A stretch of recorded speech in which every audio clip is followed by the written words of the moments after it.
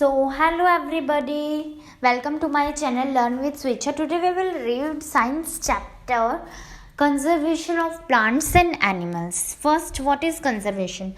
To protect plants and animals. और इसमें एक पॉइंट नोट करना,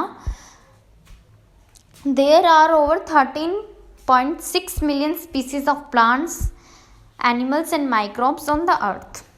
ठीक है. उसके बाद अब हम पढ़ रहे हैं biodiversity. It refers to the variety of living organisms in a specific area. और ये जो मैं आपको जो अभी करवा रही हूँ वो चैप्टर में से नोट्स हैं जो कि इम्पॉर्टेंट हैं, जो कि पेपर में आने की काफ़ी ज़्यादा चांसेस होते हैं. Biodiversity means it refers to the variety of living organism in a specific area.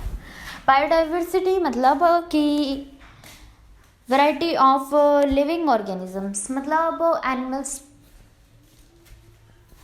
वो एक पर्टिकुलर या फिर स्पेसिफिक एरिया में रहें. उसके बाद reasons for loss of biodiversity. क्या क्या रीज़न होते हैं कि बायोडाइवर्सिटी लॉस होती जा रही है. सबसे पहले आता है deforestation, cutting down of trees at large scale. पेड़ों का काटना बड़े पैमाने पे. उसके बाद कॉज ऑफ डिफोरेस्टेशन, क्यों पेड़ों काटा जा रहा है, क्यों डिफोरेस्टेशन बढ़ता जा रहा है. To get land for building houses, factories, roads and dams. किस लिए कि भाई सब लोगों को घर बनाने के लिए ज़मीन चाहिए, फैक्ट्रीज बनाने के लिए, रोड्स बनाने के लिए और डैम्स बनाने के लिए. उसके बाद सेकंड है हमें लकड़ियाँ चाहिए होती हैं किसके लिए, एज अ फॉर फ्यूल. हमें फ्यूल के लिए क्या चाहिए होती है, लकड़ियाँ. हम लकड़ियों को एक मतलब हम ईंधन बोल सकते हैं उसको. हमें लकड़ियाँ चाहिए होती हैं कागज बनाने के लिए, डोंगे बनाने के लिए, लकड़ियाँ बनाने के लिए, मतलब फर्नीचर बनाने के लिए. उसके बाद हमें लैंड चाहिए होता है खेती बाड़ी करने के लिए, कल्टीवेशन, एग्रीकल्चर करने के लिए. तो इसलिए हम लोग डिफोरेस्टेशन को बढ़ाते जा रहे हैं. हम लोग, मैंने ऐसे क्यों बोला, क्योंकि हम लोग ही डिफोरेस्टेशन बढ़ा रहे हैं. हमारी नीड्स के लिए वो काटा जा रहा है, बल्कि हम लोग जंगल में जाके काटते ना हो, पर फिर भी हम लोग ही बढ़ा रहे हैं. हमें फर्नीचर चाहिए तो हम लोग कहीं से कट के तो आ रहे हैं. इसीलिए बोलते हैं कि हमें ट्रीज प्लांट करनी चाहिए. ठीक है. उसके बाद आता है कॉन्सिक्वेंसेस ऑफ डिफोरेस्टेशन. अब डिफोरेस्टेशन बढ़ता जा रहा है तो फिर क्या क्या होगा, अब वो देखिए. ऑक्सीजन फ्यूल में डिक्रीज होगा, CO2 बढ़ती जाएगी, पोल्यूशन भी बढ़ता जाएगा, जिसके कारण वर्ष ग्लोबल वार्मिंग होगी. डिप्लेशन ऑफ वाटर, जिससे कि ड्रॉट्स उत्पन्न होंगे.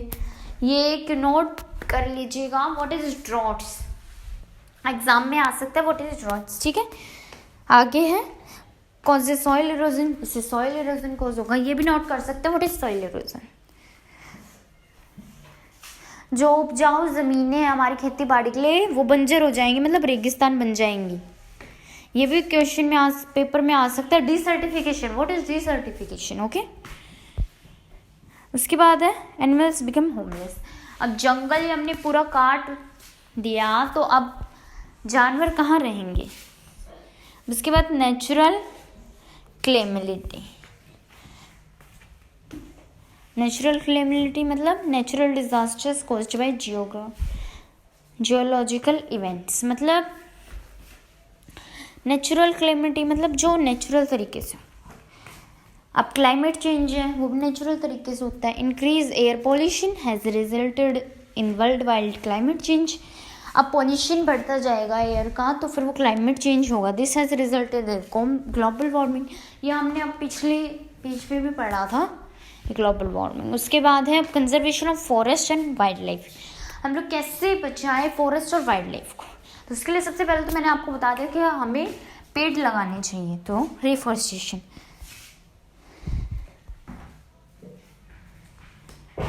अब हमें फॉरेस्ट को और पौधों को बचाना चाहिए. उसके बाद है गवर्नमेंट को हंटिंग बंद करनी चाहिए. हंटिंग मतलब शिकार करना. अब लोग हैं शिकार करने जाते हैं किनका, इंडेंजर्ड स्पीसीज मतलब जानवरों का, पौधों का, जो कम अमाउंट में है. जैसे हाथी के दांत के लिए हाथी को मारा जाता है, चीते की खाल के लिए चीते को मारा जाता है, इसी टाइप से। तो बैन कर देना चाहिए, हालांकि बैन कर रही है गवर्नमेंट, बट फिर भी हो रहा है। To protect flora and fauna, अब ये एक आपका टॉपिक है फ्लोरा एंड फोना, ये नीचे से करवा देती हूँ मैं। फ्लोरा मतलब बहुत सारी वैरायटी प्लांट्स की, और फोना मतलब एनिमल्स, मतलब सिंपल समझ लीजिए। What is flora? Different types of plants, और व्हाट इज फोना? Animals found in an area constitute. आपको एग्जाम में एमसीक्यू में ही आ सकता है व्हाट इज फ्लोरा, और ऑप्शंस दे दिए जाएंगे, जैसे मान लीजिए प्लांट्स, एनिमल्स, बर्ड्स, ठीक है। तो इन तीनों में से ऑप्शन आपको भरना होगा प्लांट्स, और अगर ऐसे ही आ जाए व्हाट इज फोना तो आपको भरना होगा एनिमल्स। उसके बाद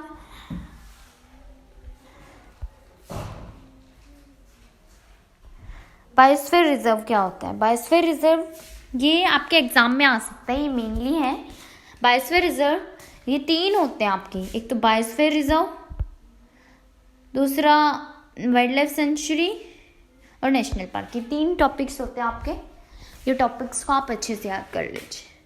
अ protected area where multiple use of the land is permitted by divided into certain zones, मतलब काफ़ी सारे जोन्स में उसको डिवाइड कर दिया जाता है, ठीक है।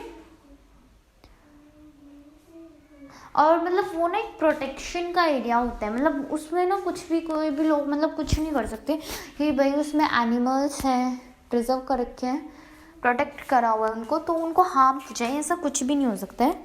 उसके बाद सिग्निफिकेंस ऑफ बायोस्फीयर रिजर्व, क्यों बायोस्फीयर रिजर्व बनाए गए हैं? To conserve diversity, to provide areas for environment research, to maintain the lifestyle of the tribal people living in the area. जिससे हेल्प आप ट्राइबल पीपल रह रहे हैं, मीन्स आदिवासी जो जंगलों में रहते हैं, उनके लिए उनकी कि भाई मेंटेन रहे वो लोग। अगर हम उनको ख़त्म ही कर देंगे एक पैमाने पर, आप ये समझ लीजिए, तो एक भी नहीं रहेगा आदिवासी। और वैसे आदिवासी कि एक आपका सोशल साइंस में भी अगर आपके क्वेश्चन आ सकता है, ये आदिवासी क्या होते हैं, या फिर क्वेश्चन आए तो क्वेश्चन तो नहीं आएगा, बट आपसे वैसा पूछे जा सकते हैं, या फिर आ भी जाए क्वेश्चन, कुछ कह नहीं सकते। आदिवासी वो होते हैं जो फॉरेस्ट में रहते हैं, और आपको जान के हैरानी होगी, उनको फॉरेस्ट की सारी नॉलेज रहती है मेडिसिन के लिए। आप लोग बोलोगे कि वो फॉरेस्ट पे डिपेंड रहते हैं, हाँ रहते हैं, पेड़ भी काटते होंगे, काटते हैं, बट हाँ वो उतने ही पेड़ उगाते भी। अगर उन्होंने 1 काटा है तो 2 पेड़ उगाते हैं, 3 काटे हैं तो 5 पेड़ उगाते, मतलब वो उगाते भी हैं पेड़। ओके, उसके बाद फ्लोरा फोना मैंने करवा दिया। अब आगे चलते हैं एंडेमिक स्पीसीज।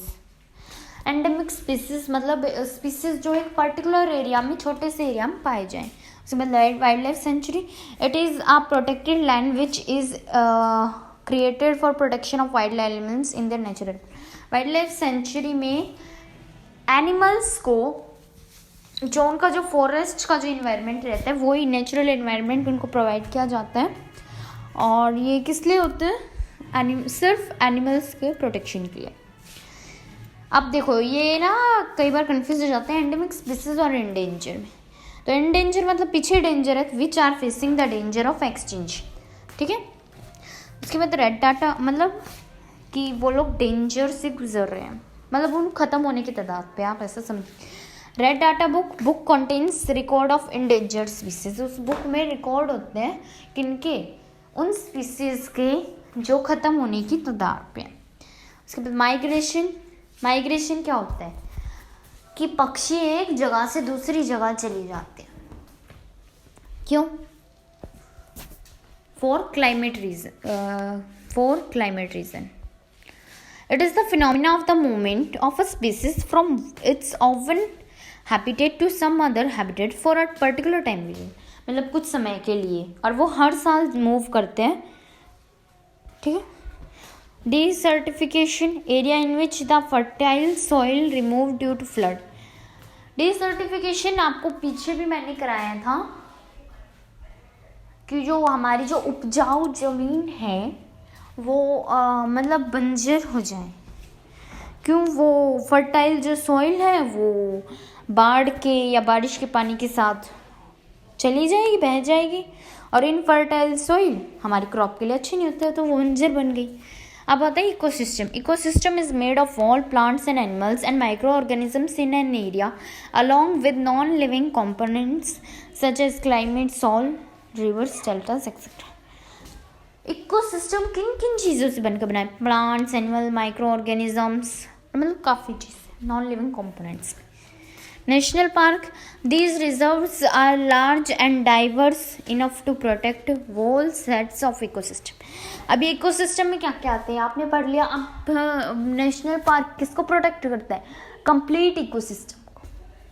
अब ये देखना, वाइल्ड लाइफ सेंचुरी सिर्फ एनिमल्स को प्रोटेक्ट करती है और ये नेशनल पार्क कंप्लीट इकोसिस्टम को। दे प्रिजर्व फ्लोरा, फोना, landscape, historic objects of an area, सब कुछ प्रोटेक्ट करता है। उसके बाद है ये the first national park of, ये मेन पॉइंट में है, the first national park of India was Jim Corbett national park. और कब स्थापित हुआ था? 1935 में। अभी रिफॉरेस्टेशन मतलब नए प्लांट्स उगाना, ठीक है। और ये कुछ बायोस्फीयर रिजर्व्स के नाम अगर आपके एग्जाम में आए तो बायोस्फीयर रिजर्व के नाम 1-2 और नेशनल पार्क के और वाइल्ड लाइफ सेंचुरी की, ये आप याद कर लेना, ये आपको काफ़ी हेल्पफुल हो।